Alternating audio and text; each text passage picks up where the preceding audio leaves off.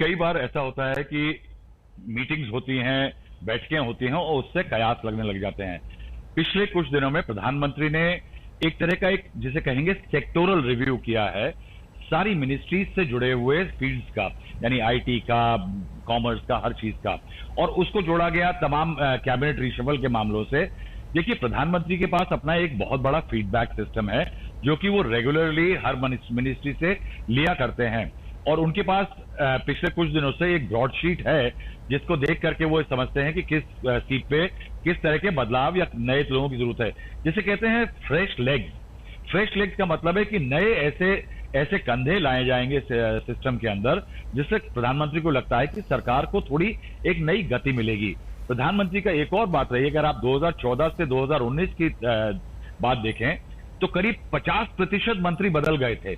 यानी प्रधानमंत्री ने आकलन किया था कि कौन से मंत्री उनके काम के हैं, कौन से काम के लिए नहीं हैं, और इसको देखते हुए ये कहा जा सकता है कि नए लोगों का आने में काफी इंटरेस्टिंग होगा, काफी रोचक होगा। कौन नए आते, जैसे डॉक्टर प्रीतम मुंडे हैं, वो बीड से सांसद हैं, गोपीनाथ मुंडे की पुत्री हैं, उनकी बात चल रही है, वो डॉक्टर हैं।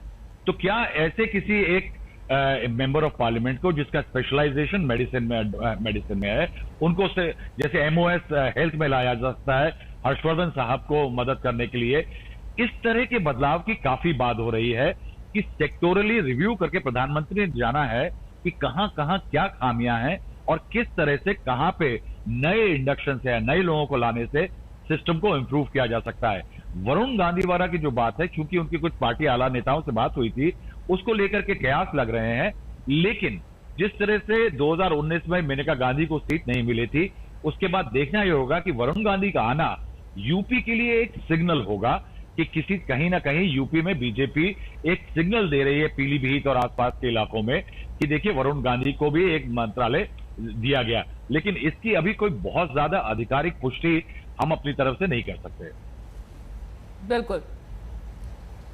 हिमांशु हमारे साथ बने हुए। हिमांशु, इस बीच आपसे जानना चाहेंगे, लगातार जो नाम हम दिखा भी रहे हैं अपने टेलीविजन स्क्रीन पर, तो क्या हम ये माने कि इन नामों को लेकर आखिरी मुहर लग चुकी है या फिर अभी भी कुछ विचार विमर्श होना बाकी है? देखिए, बिल्कुल श्वेता, क्योंकि विचार विमर्श चलता रहता है और अंतिम समय तक जो है वो विचार विमर्श चलते हैं। जो अभी मौजूदा मंत्री हैं उनकी परफॉर्मेंस रिपोर्ट तो तैयार कर ली गई है। उनसे ये भी पूछा गया है कि आप अगले 2 सालों के अंदर क्या काम करेंगे आपके मंत्रालय के अंदर। ये सारी चीजें पूछने के बाद तो तय हो गया है कि किसको ड्रॉप किया जा सकता है, लेकिन किन किन को लाया जा सकता है, क्योंकि जैसे राहुल भी बता रहे हैं कि यूथ भी एक फैक्टर है कि नए चेहरों को लाइए, उनको मौका दीजिए, उनको इंप्रूव कीजिए। अनुराग ठाकुर को देखिए, आप 2014 से 19 तक वो मंत्री नहीं थे, लेकिन जब 19 में सरकार बनी तो उनको एमओएस फाइनेंस बनाया गया, और आप देखिए कि हर बैठक के अंदर एक इंपॉर्टेंस रोल जो है प्ले अनुराग ठाकुर करते रहे हैं। तो प्रधानमंत्री भी चाहते हैं कि यूथ जो है वो सामने आए, वो एक लीडरशिप डेवलप करना चाहते हैं, नए चेहरों को मंत्री बनाकर जातिगत समीकरणों को ध्यान में रखते हुए, राजनीतिक समीकरणों को ध्यान में रखते हुए, चुनावी समीकरणों को भी ध्यान में रखेंगे। ये सारे समीकरणों को ध्यान में रखते हुए नए चेहरों को जगह मिलेगी, लेकिन बड़ी बात यह है कि क्या यूथ को मौका मिलेगा। चाहेंगे इस बीच एक बड़ी खबर आ रही है, ज्योतिरादित्य सिंधिया आज दिल्ली तलब किए गए हैं। दिल्ली आज वो पहुंच रहे हैं। कयास लगाए जा रहे हैं कि ज्योतिरादित्य सिंधिया को जगह मिल सकती है कैबिनेट में। ये लंबे वक्त से ड्यू था। ज्योतिरादित्य सिंधिया कांग्रेस छोड़कर बीजेपी में शामिल हुए हैं, एक युवा नेता है, एक यंग नेता है, और ऐसे में तमाम कयास युवा चेहरों को लेकर लगाए जा रहे हैं, जिस पर आज या फिर कल में विराम लग सकता है, क्योंकि कैबिनेट विस्तार एमपी से लेकर महाराष्ट्र तक होना है, और साथ ही चुनावों को भी ध्यान में रखा जा रहा है। ज्योतिरादित्य सिंधिया ने देवास का दौरा बीच में ही रद्द किया है। वहीं बीजेपी के अध्यक्ष ऑफिस से नारायण राणे को भी फोन जा चुका है, नारायण राणे भी दिल्ली पहुंच सकते हैं। कई ऐसे मंत्री हैं इस वक्त कैबिनेट में जिनके पास मल्टीपल पोर्टफोलियोज हैं, और ऐसे में उन पोर्टफोलियोज को किस तरीके से दिया जाएगा, इस पर सबकी नजरें टिकी हुई हैं। राहुल मेरे सहयोगी इस वक्त तमाम जानकारी के साथ जुड़े हुए हैं। राहुल, मल्टीपल पोर्टफोलियोज की आप बात कर रहे थे, लेकिन ये वो दिग्गज नेता हैं जिन पर मोदी सरकार का विश्वास है, भरोसा है। ऐसे में इन पोर्टफोलियोज का मैनेजमेंट किस तरीके से किया जाता है, कैसे इन युवाओं पर भरोसा करके इन्हें उन पोर्टफोलियोज से असाइन किया जा सकता है, किस तरीके से पूरी कवायद, ये पूरी सोच चल रही है?